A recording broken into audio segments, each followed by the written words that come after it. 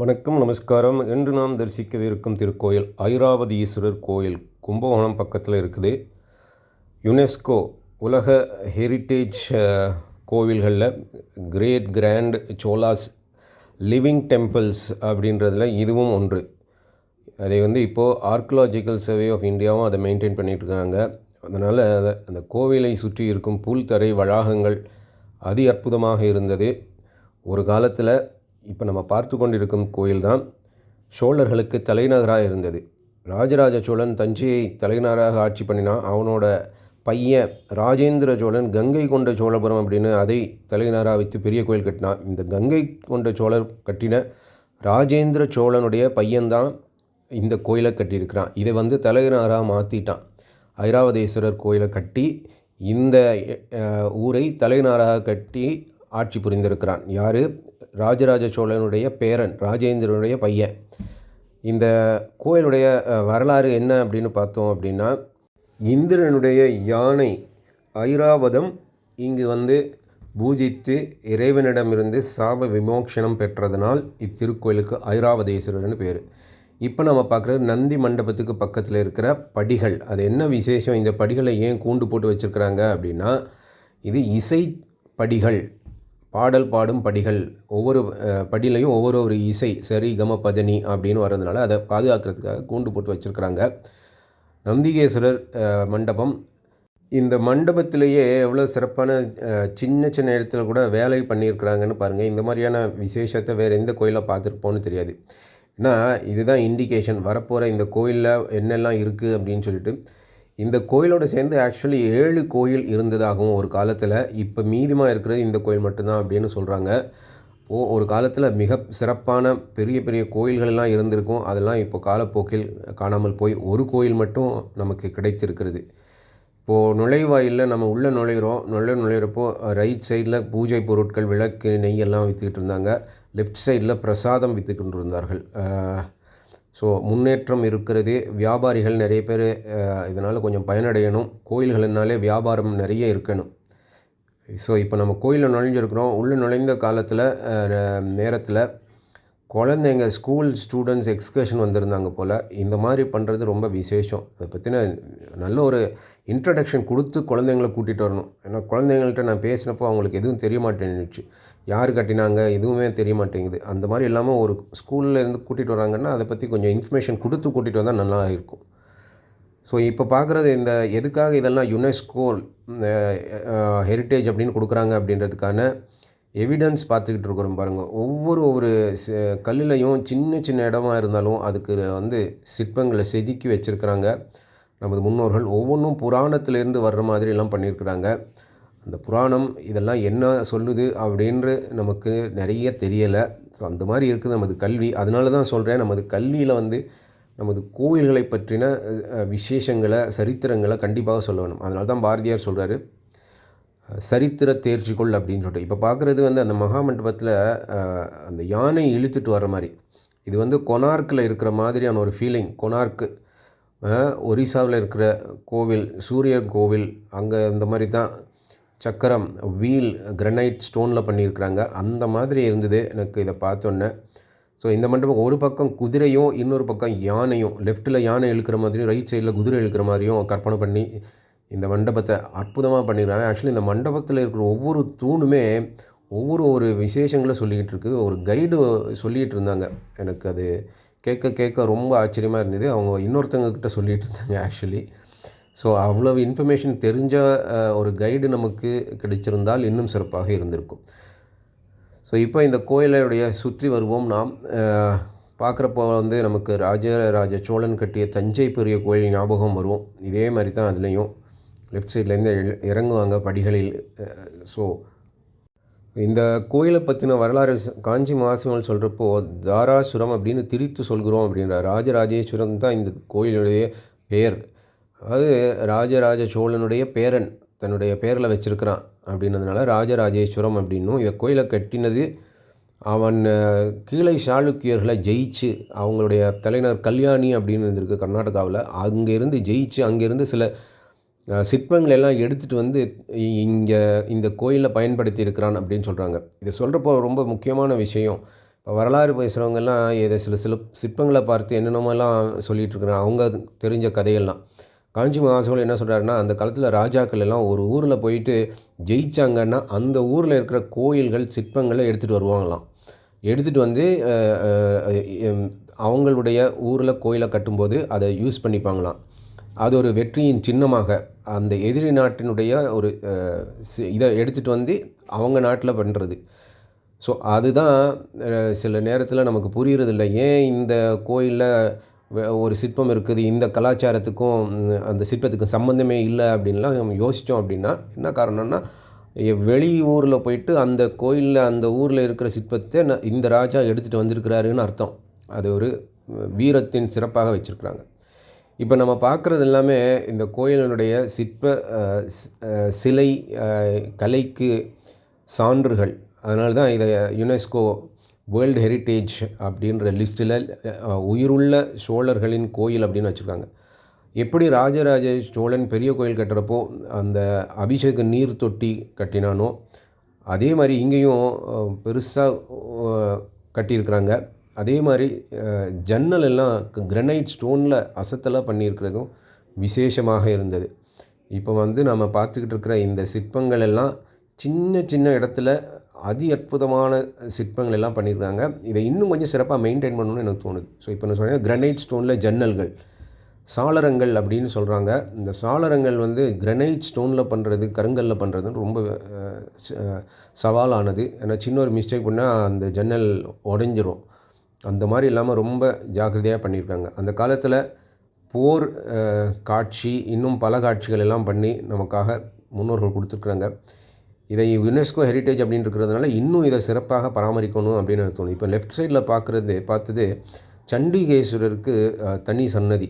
இந்த சொன்னேன் இல்லையா, ராஜராஜ சோழன் எப்படி பெரிய கோயில் கட்டி படிகளில் ஏறி சண்டிகேஸ்வரருக்கு போகிறோமோ அதே மாதிரி இந்த கோயிலையும் இது 2வது கோயில் நான் பார்ப்பது. ஒரு கோயிலில் சண்டிகேஸ்வரருக்கு படிகளில் ஏறி அதை ஒரு தனி கோயிலாக ஒரு சன்னதியாக கட்டுவது. ராஜராஜ சோழன் அதை பண்ணியிருக்கிறான், பெரிய சன்னதியாக பண்ணுறான் தஞ்சை பெரிய கோயிலில். அதே மாதிரி அவனுடைய பேரன் அவன் தான் இந்த கோயிலை கட்டியிருக்கான். ராஜராஜேஸ்வரன் அப்படின்ற பேர் வச்சு பேரன் ராஜராஜ சோழன் அவனும் இதே மாதிரி பண்ணியிருக்கிறான். அவங்க தாத்தா பண்ணின மாதிரியே சண்டிகேஸ்வரருக்கு தனி சன்னதி, படிகளில் ஏறி சண்டிகேஸ்வரை வழிபடும் முறையில் இதை வைத்திருக்கான். இப்போ நான் பார்க்குறது அதுதான். இப்போ நம்ம ஏறி நான் உங்களுக்கு காமிக்கிறாங்க சண்டிகேஸ்வரரை.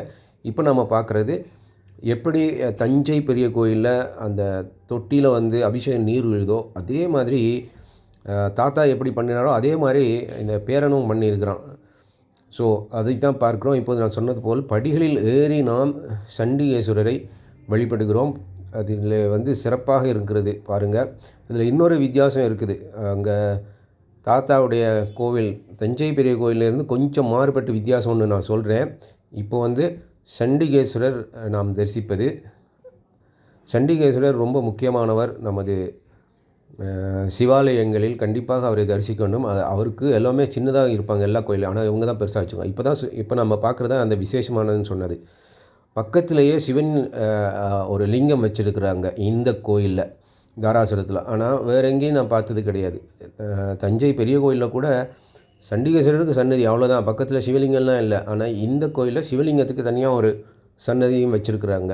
என்ன விசேஷம் ஏன் அப்படின்றது யாருக்காவது தெரிஞ்சதுன்னா கமெண்ட்டில் ஷேர் பண்ணுங்கள். ஸோ இந்த அபிஷேக நீர் தொட்டியை பார்க்குறது கூட படிகளில் ஏறி பார்க்குற அளவுக்கு வச்சுருக்குறாங்க அந்த காலத்தில்.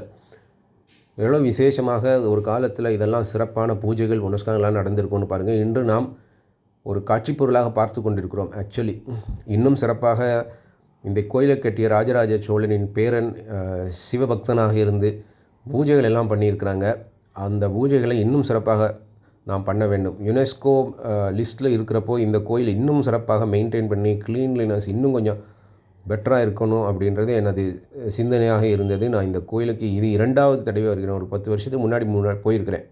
இப்போ பார்க்குறது ஒரு தீர்த்தத்தை பார்ப்பதே பல கோடி பாவங்களை நீக்கும் அப்படின்னு ஒரு ஐதீகம் உண்டு. அதனால் தீர்த்தம் பார்த்து கொள்வோம். அதுக்கு பக்கத்தில் லெஃப்ட் சைடில் ஒரு மண்டபம். இப்போ நம்ம பார்க்குற ஒரு வில்வ மரம்.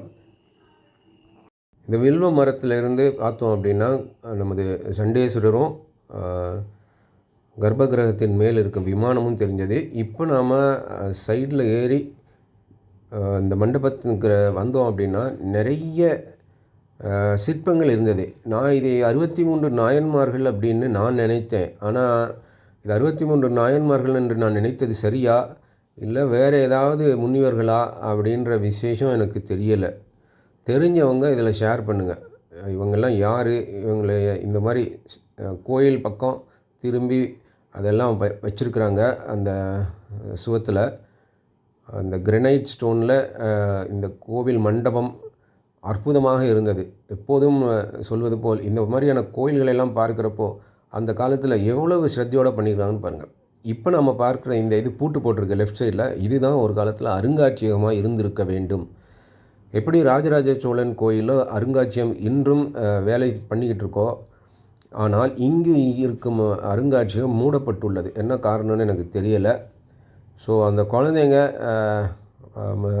கோவில் தரிசனம்லாம் முடித்து அவங்க எக்ஸ்கர்ஷன் முடித்து டூர் முடித்து கிளம்பிக்கிட்டு இருக்கிறாங்க. சாயங்காலம் ஆகிடுச்சு. ஸோ நாமளும் ஒரு சுற்றி வந்துள்ளோம் கோயிலை வெளியில். ஸோ இப்போ உள்ளே நுழைந்து கோயிலில் மண்டபங்களில் என்னெல்லாம் இருக்குது அப்படின்னு பார்க்கலாம் வாங்க. ஸோ எனது கேமராவில் இருந்து நான் சில காட்சிகளை பதிவு பண்ணுறேன். இதை பார்க்கும் நல்ல கேமரா வச்சுருக்கவங்க இன்னும் சிறப்பாக இந்த கோயிலை வந்து நம்ம அது மக்களுக்கு எடுத்து செல்ல வேண்டும், பக்தர்களுக்கு எடுத்து செல்ல வேண்டும். இதனுடைய விரிவான விஷயங்கள் எல்லாம் சொல்லணும். இதெல்லாம் யார் இது அப்படின்னு சொல்லிட்டு எல்லாம் யாருன்னு தெரியாது. ஆனால் சின்ன ஒரு இடத்துல எவ்வாறு நமது முன்னோர்கள் சிற்பங்கள் செதுக்கி அதில் வந்து நமக்கு நிறைய அறிவை கொடுத்துருக்குறாங்க அப்படின்னு தான் நான் பார்க்குறேன். இதை அந்த காலத்தில் டிவி இருக்கலை, சினிமா இருக்கலை, எல்லாமே ஓவியமும் கல்லும் தான். இந்த கல்லையும் ஓவியத்தையும் வைத்து நமக்கு நிறைய அறிவை கொடுத்துருக்குறாங்க. இதெல்லாம் என்ன ஏது என்ன புராணம் ஸ்டோரி அப்படின்லாம் தெரியல. பட் எவ்வளோ சின்னதாக பண்ணியிருக்காங்கன்னு பாருங்கள். அதுக்கு தான் அந்த கையை வச்சு நான் காமிச்சிருக்கிறேன். எவ்வளோ சின்ன ஸ்பேஸில் எவ்வளவு நிறைய சின்ன மினியேச்சர் சைஸ் அப்படின்னு சொல்கிற மாதிரி சிற்பங்களை செதுக்கி வச்சுருக்காங்க. இந்த மண்டபம் பூரா அப்படி தான் இருந்தது. அதுக்கப்புறம் தான் தெரிஞ்சது, ஒரு லேடி வந்து இதெல்லாம் எக்ஸ்பிளைன் பண்ணிகிட்டு இருந்தாங்க இன்னொருத்தங்களுக்கு. ஒரு குரூப்பாக வந்திருந்தாங்க, டூரிஸ்ட்டு, நார்த் இண்டியன்ஸு, ஹிந்தி பேசுகிறோம். அவங்களுக்கு ஒருத்தங்க எக்ஸ்பிளைன் பண்ணிகிட்டு இருந்தாங்க. அந்த லேடி கைடு, ப்ரொஃபஷ்னல் கைடு, நிறைய விஷயம் தெரிஞ்சு வச்சுருக்குறாங்க. அது வந்து பட்டாபிஷேகமாக என்ன ஏது ராமருடைய கதைகளை நிறைய சொல்லிகிட்டு இருந்தாங்க. இது வந்து சிவன் கோயில், ஆனால் சிவன் கோயிலில் ராமருடைய நிறைய விசேஷங்களை அதில் செதுக்கி இருக்கிறது அப்படின்ற விசேஷமாக இருந்தது. இந்த ஏன் சிங்கம் இப்படி இருக்குது, எந்த பக்கம் நோக்கி இருக்குது அப்படின்ற நிறைய விஷயங்களை அவங்க தெரிஞ்சு வச்சுருந்தாங்க. ஸோ இந்த விஷயங்கள் எல்லாம் நமது டிவி சேனல்ஸில் வந்து ஒவ்வொரு கோயிலை பற்றியும் ஒவ்வொருத்தரும் தெரிஞ்சிருக்க வேண்டும். ஏன்னா இதெல்லாம் தெரியாதனால தான் இன்று பல மக்கள் வேற்று மதத்துக்கே மாறிட்டாங்க. நமக்கு இந்த கோயிலுடைய எதுவுமே விசேஷம் தெரிய மாட்டேங்குது. நமக்கு கல்வெட்டுகளும் சரி என்ன இன்ஃபர்மேஷன் கொடுத்துருக்காங்க அப்படின்றதெல்லாம்.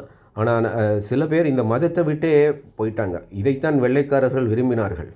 நமது மதத்தையும் நமது மொழியையும் நமது கலாச்சாரத்தையும் நமது சாமியும் ஒன்றுமே இல்லை, எங்களுடைய சாமிக்கும் எங்களுடைய மதத்துக்கும் எங்களுடைய மொழிக்கும் எங்களுடைய கலாச்சாரத்துக்கு நீங்கள் வாங்க அப்படின்றது தான் அந்நியர்கள் நமக்கு வந்து பண்ணிக்கிட்டு இருக்கிறாங்க நூற்றாண்டுகளாக. அது சதி வலையில் விழுந்தவர்கள் பலர் மதம் மாறி இந்த கோயில்களே வேஸ்ட்டு அப்படின்னு வெள்ளைக்காரங்களுடையும் அந்நியர்களுடையும் சேர்ந்து நமது கோயில்களை கேவலப்படுத்திகிட்டு இருக்கிறாங்க. இந்த விஷயம் தெரியாமல் இந்துக்களாக இருக்கிற நாம் அந்த சதி வலையில் விழாமல் இருக்க வேண்டும். இல்லைன்னா இந்த கலை பொக்கிஷங்கள் எல்லாம் வெளிநாட்டிலேருந்து வந்து பார்த்துக்கிட்டு இருக்கிறாங்க. சொன்னனே, இந்த லோக்கல் டூரிஸ்ட் வந்து பார்த்துக்கிட்டு இருக்கும்போது அந்த லோக்கல் கைடு ரொம்ப சிறப்பாக எக்ஸ்பிளைன் பண்ணிகிட்டு இருந்தாங்க. இதுதான் அந்த காட்சி. ஸோ இந்த விஷயங்கள் எல்லாருக்கும் தெரிஞ்சிருக்கணும். தெரிஞ்சிருக்கிறதுக்கு நமக்கு ஊடகங்களில் இதெல்லாம் பண்ணணும். தமிழ் ஊடகங்கள், இங்கிலீஷ், ஆங்கில ஊடகங்கள், வரலாற்று ஆசிரியர்கள் இதெல்லாம் நமக்கு சொல்லி நமக்கு பெருமைப்படுத்த வேண்டும். இதெல்லாம் இந்த விஷயம்லாம் இருக்குது என்ன ஏது அப்படின்னு. இதெல்லாம் தெரியலை அப்படின்னா இதெல்லாம் வேஸ்ட்டு அப்படின்னு சொல்லி கடைசியில் இந்த மதமே வேஸ்ட்டு அப்படின்னு வேற்று மதத்துக்கு மாறி அப்புறம் அந்த வேற்று மதத்தில் இருக்கிறவங்க நமக்கு ஒரு தனி நாடு வேணும் அப்படின்னு சொல்லிட்டு பாரத நாட்டையே பிரித்து ஆளுவதற்கு மதத்தை பயன்படுத்தி கொண்டிருக்கும் அந்நிய சக்திகளில் நாம் வீழ்ந்து விடுவோம். அந்த மாதிரி இல்லாமல் இதெல்லாம் தெரிந்து கொள்ள வேண்டும். அதற்காகத்தான் இந்த பதிவுகளை நான் பண்ணுவது. இன்னும் சிறந்த செய்திகள், விளக்கங்கள் புரிந்தவர்கள், சிறந்த கேமரா இருக்கிறவங்க இதெல்லாம் எடுத்து சென்று உலகத்துக்கு நமது கலாச்சாரம், நமது மதம், நமது மன்னர்கள் இந்த பெருமையெல்லாம் சொல்ல வேண்டும். எவ்வாறு நமது முன்னோர்கள் கோவிலில்லா ஊரில் குடியிருக்க வேண்டாம், ஆலயம் தொழுவது சாலோன் நன்றுன்னு இதெல்லாம் கட்டி மக்களை நெறிப்படுத்தினார்கள். இதெல்லாம் பண்ணிட்டோம் அப்படின்னா நமது மனம் தூய்மையாகிவிடும், இதயம் தூய்மையாகிவிடும். தூய்மையான இதயத்தில் இறைவன் குடியிருக்கிறார் அப்படின்ற அந்த உயர்ந்த நோக்கம் நமது ஆன்மீகம் சனாதனம் நம்மளால் புரிஞ்சிக்க முடியும். இதுதான் இதுக்காகத்தான் நமது முன்னோர்கள் கோயிலெல்லாம் கட்டினாங்க. அதற்காகத்தான் அனைத்தையுமே பயன்படுத்தினார்கள். கல்லாக இருந்தாலும் சரி, ஓவியமாக இருந்தாலும் சரி, எதுனாலும் எந்த இன்ஸ்ட்ருமெண்ட் எடுத்தாலும் இறைவனை வழிபடுவதுதான் நமது நோக்கம்.